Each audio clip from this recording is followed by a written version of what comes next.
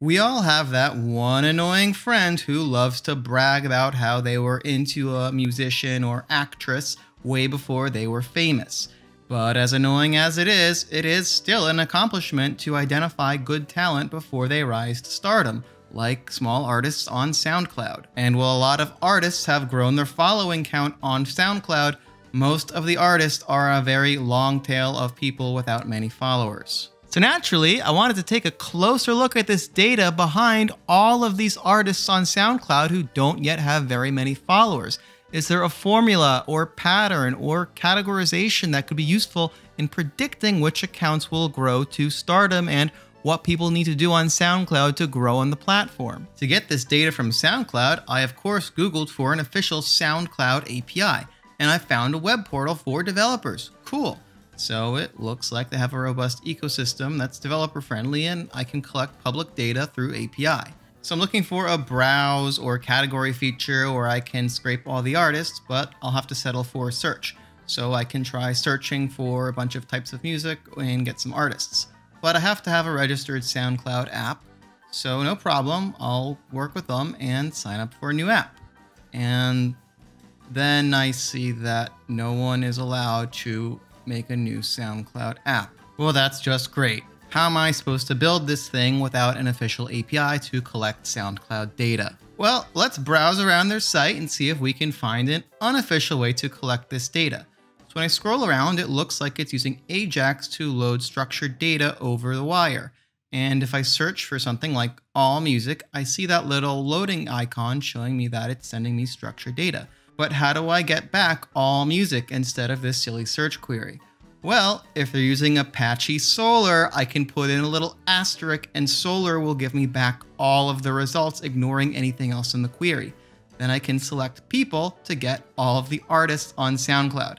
And now to get the raw data from the network traffic, I right-click anywhere on the page and hit inspect, and then I can click on the network tab to see the raw data that comes over the wire as SoundCloud sends me the artists while I use the site, obeying their terms of service. So now I'm just going to refresh this and I can see all the data magically coming into my browser that SoundCloud is happily sending me, and I'm just going to keep scrolling and scrolling and scrolling. So I kept doing this for 15 minutes and they didn't block me or slow me down or anything, so I could have probably kept going. Now I'm going to click this button here called Export HAR file, and I'm going to save a HAR file which contains all of this network traffic, the structured data for all of the artists, to my desktop.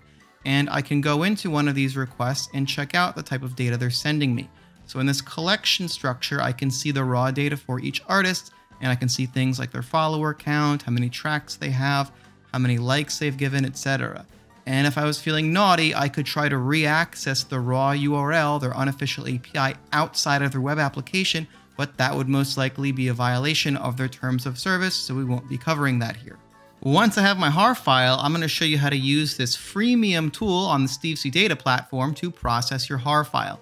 So you can see it's huge, it's like 300 megabytes, but no fear, this tool works entirely in my browser and doesn't send anything over the internet, and it's going to process the file and group together all of those related requests that were giving me back information about the artists, and for free, it will let me download the raw JSON for any of those requests. So I can see some example output here, and I get things like the follower count, track count, and a bunch of other engagement metrics we can use to try and discover up-and-coming artists.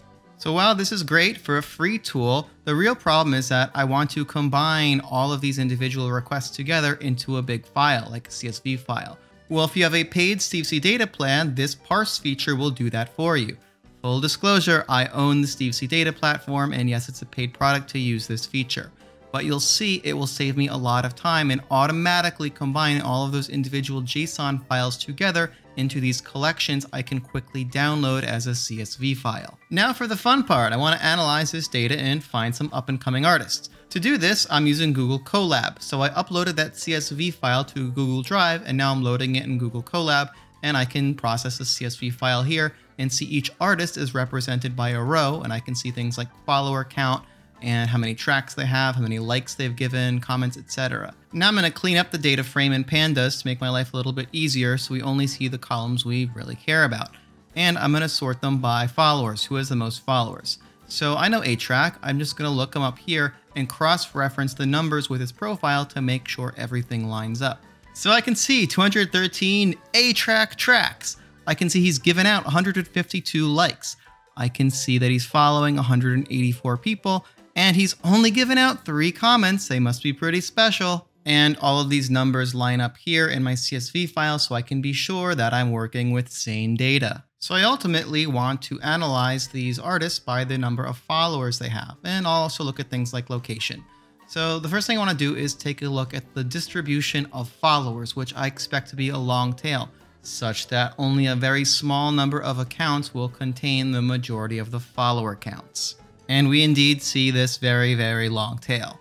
Now for fun, I want to take a look at country and city and see if we have the same for country and city. So I'm looking at the top 50 locations and I see what I expect. A lot of the mostly followed accounts are in New York or Los Angeles. I see Jamaica is making a big impact on SoundCloud. Good for them.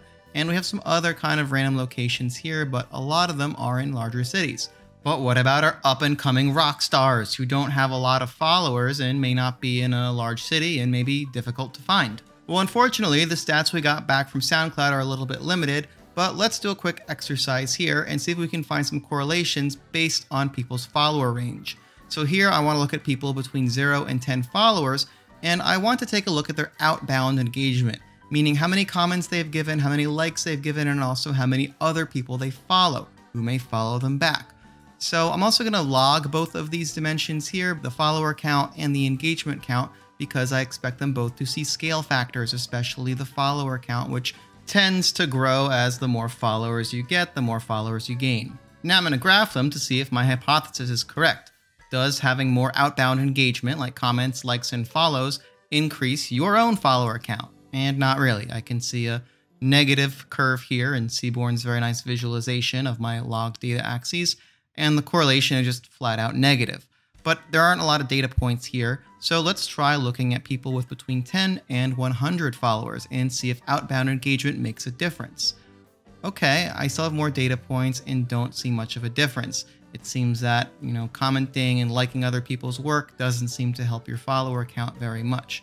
But let's keep going. Now I'm going to try between 100 and 1,000 followers. So by now I believe these accounts have gotten some traction, and I'm starting to see a positive correlation, which how much outbound engagement they make seems to have a small impact on the number of followers.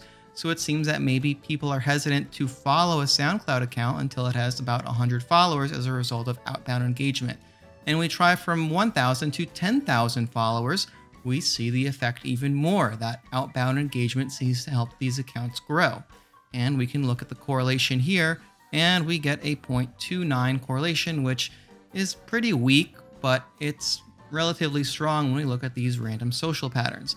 And we try again from 10,000 to 100,000, we see it drop off.